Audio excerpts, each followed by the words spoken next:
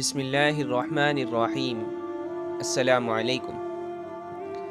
हज़रत सलमान फ़ारसी रज़ी अल्लाहु अन्हु से रिवायत है कि माह शाबान की आखिरी तारीख़ को रसूलुल्लाह सल्लल्लाहु अलैहि वसल्लम ने हमको एक खुतबा दिया। उसमें आप सल्लल्लाहु अलैहि वसल्लम ने फ़रमाया, ए लोगो, तुम पर एक अज़मत और बरकत वाला महीना साया-फ़िगन हो रहा है। इस मुबारक महीने की एक रात यानी शब क़द्र हज़ारों महीनों से बेहतर है। इस महीने के रोज़े अल्लाह ताला ने फ़र्ज़ किए हैं और इसकी रातों में बारगाह खुदाबंदी में खड़ा होने यानी नमाज तरावी पढ़ने को नफिल इबादत मुकर्रर किया है, जिसका बहुत बड़ा सवाब रखा है। जो शख्स इस महीने में अल्लाह की रज़ा और उसका क़ुर्ब हासिल करने के लिए कोई गैर फ़र्ज़ इबादत यानी सुन्नत या नफिल अदा करेगा तो उसको दूसरे ज़माने के फ़र्ज़ों के बराबर उसका सवाब मिलेगा। और इस महीने में फ़र्ज़ अदा करने का सवाब दूसरे ज़माने के 70 फ़र्ज़ों के बराबर मिलेगा। ये सब्र का महीना है और सब्र का बदला जन्नत है। यह हमदर्दी और गमख्वारी का महीना है और यही वो महीना है जिसमें मोमिन बंदों के रिस्क में इजाफ़ा किया जाता है।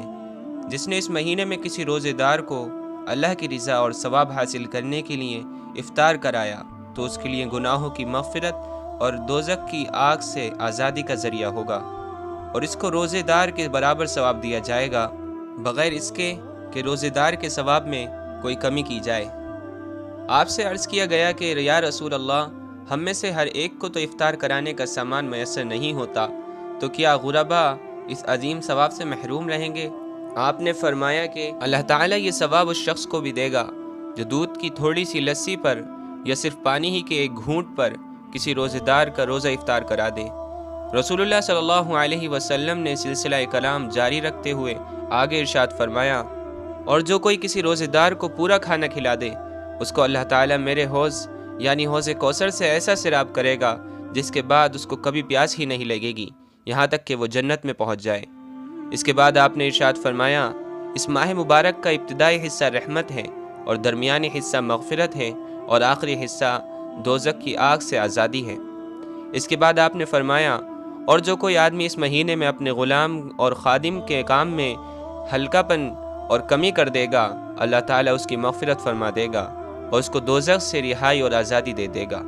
इस खुतबे में माह रमज़ान की सबसे बड़ी और पहली अज़मत व फ़जीलत ये बयान की गई है कि इसमें एक ऐसी रात होती है जो हज़ारों दिनों और रातों से नहीं बल्कि हज़ार महीनों से बेहतर है।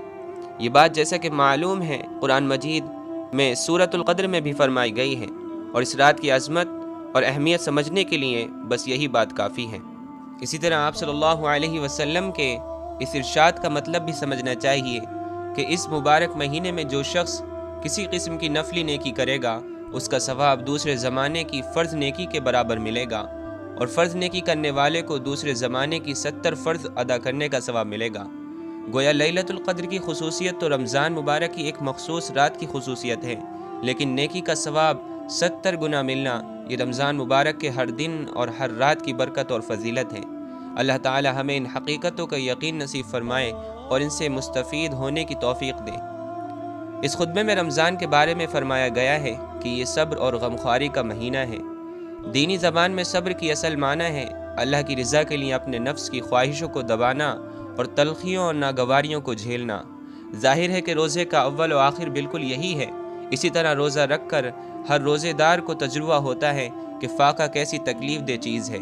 इससे उसके अंदर उन ग़ुरबा और मसाकीन की हमदर्दी और गमख्वारी का जज्बा पैदा होना चाहिए जो बेचारे नादारी की वजह से फ़ाक़ों पे फ़ाक़े करते हैं। इसीलिए रमज़ान का महीना बिलाशुबा सब्र और गमख्वारी का महीना है। और ये भी फरमाया गया कि इस बाबरकत महीने में मोमिनों के रिस्क में इजाफ़ा किया जाता है।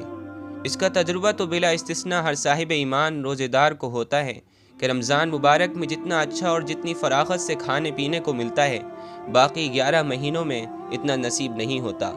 ख्वाह इस आलम असबाब में वो किसी भी रास्ते से आए, सब अल्लाह ही के हुक्म से और उसी के फ़ैसले से आता है।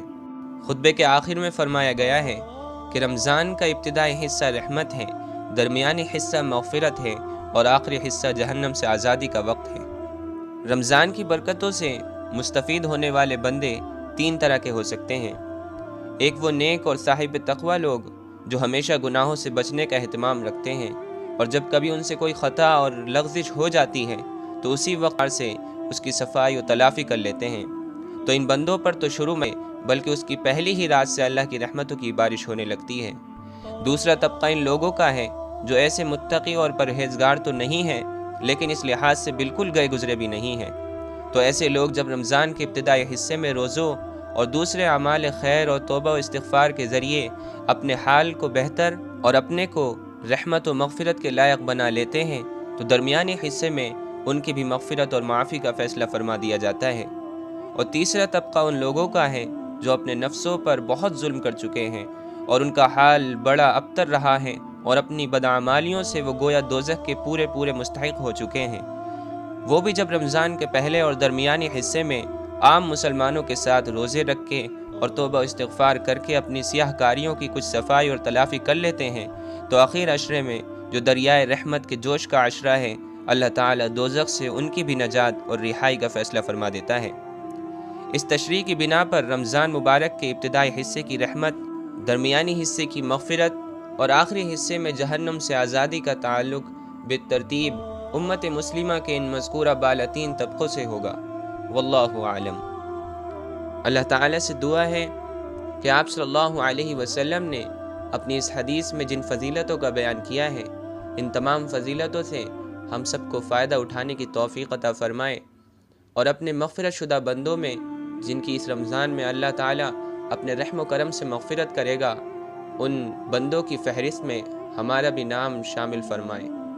تو دوستو، امید ہے کہ آپ کو میری بات سمجھ میں آئی ہوگی اور آپ کو یہ ویڈیو بھی پسند آئی ہوگی۔ اگر آپ کو یہ ویڈیو پسند آئی تو اس کو لائک اور شیئر کریں، اور میرے چینل کو ضرور سبسکرائب کریں تاکہ اسی طرح کی اور ویڈیوز آپ تک سب سے پہلے پہنچیں۔ السلام علیکم ورحمۃ اللہ وبرکاتہ۔